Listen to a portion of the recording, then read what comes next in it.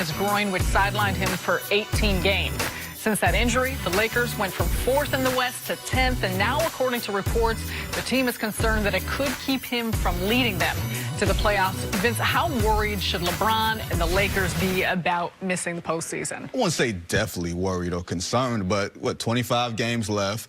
LeBron usually starts to put on that sort of push, but at this point, year 16, 34, a lot of miles on his body. Can he afford to do that and risk more injury at this stage of his career? So I would say they should be a little concerned, but when you got the best player in the game on your team and one of the most efficient players in the game on your team, I think they can make up 2.5 games relatively easy. The problem is that they're at that 8th seed. They ain't going to be in the playoffs long, and that's not going to look good for him no matter how many straight finals he's gone to, because I can't think of the time we talking about over the break. When's the last time the best player in basketball missed the playoffs?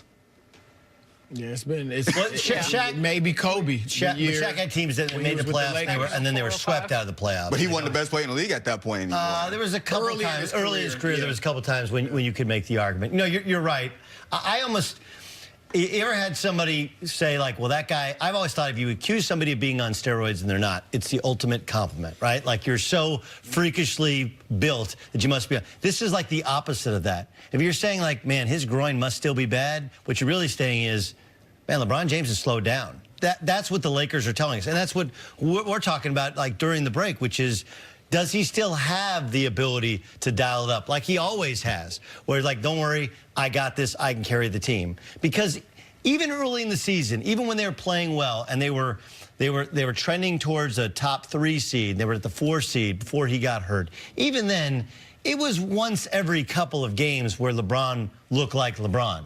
And there was other parts of the game when he was just passing, facilitating, and let everybody else doing kind of the dirty business.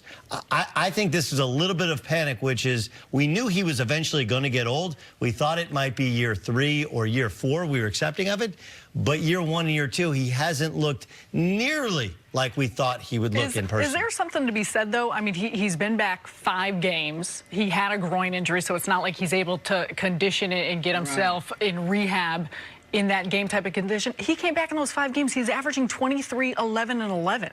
Like, I know his movements aren't the same. I know he's not initiating some of the attack and explosive. But don't you think that that's something that's going to come as he's trying to reintegrate himself back to actually playing games after an injury like that? I do think I do think it's premature to, after these 5 games, say he doesn't look like the same LeBron. Now, again, if you're saying it was happening before he got injured, that's a whole different thing.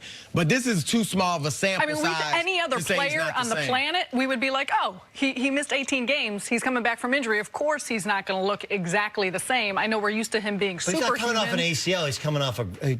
You know how I know. Groins yeah, which you might be a little, maybe he's hesitant. Maybe he's hesitant. But if it was still bothering him, why did he play in the All-Star game? Well, he's not going to be as explosive as he was at 34. I mentioned it earlier. Look at the guys in his draft class.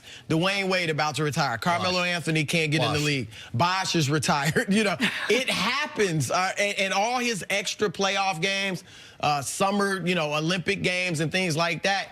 You're right. For Lakers fans, look, LeBron is smart. Among all his other gifts, he's very smart. He signed a 4-year deal for a reason. Absolutely. Just in case I'm not what I used to be and I begin declining, let me get those 4 years max. So he's smart about that. But I will say this. We have the same conversation, I feel, about LeBron and his teams the past couple of years around the All-Star break. This is a long season. It's hard to sustain that mental concentration when you don't have the physical gifts at your height to make up for that lack, so to speak, or whatever. So I think he's going to come in the second half, 25 games left, and for a full-out sprint. The problem is the gap between he and the next best or most dependable player on the Lakers is so wide.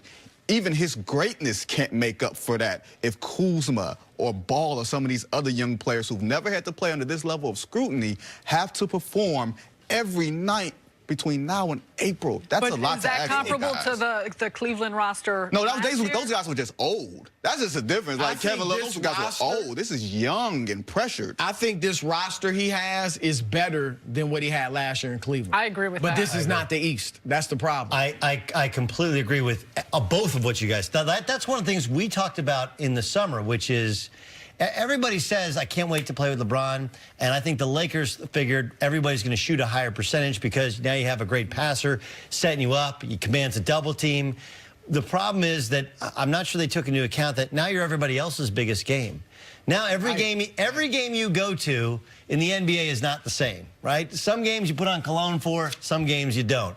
When LeBron comes to town, everybody's putting on cologne. It's a special night.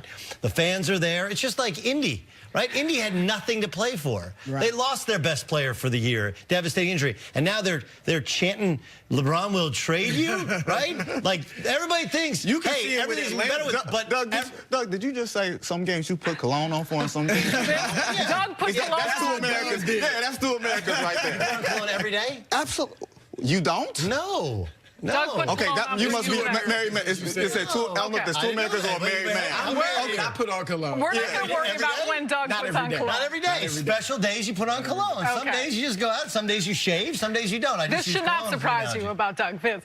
I ain't showered in weeks, so that's... You posed well. I tell you that. Can you move that chair that way a little bit? Vince, you posed the question, when was the last time that the best player in the game missed out on the playoffs? If, in fact, the Lakers do miss out on the postseason, how does that impact LeBron's legacy?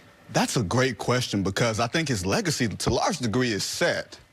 The finals appearances mean more almost than the 3 championships when you think about it. You think when you talk about LeBron, you don't say 3-time champion. You say in the current context, he's made it to the finals every year this decade except 2010. So I don't know, even if he misses the playoffs, it's a slight stain.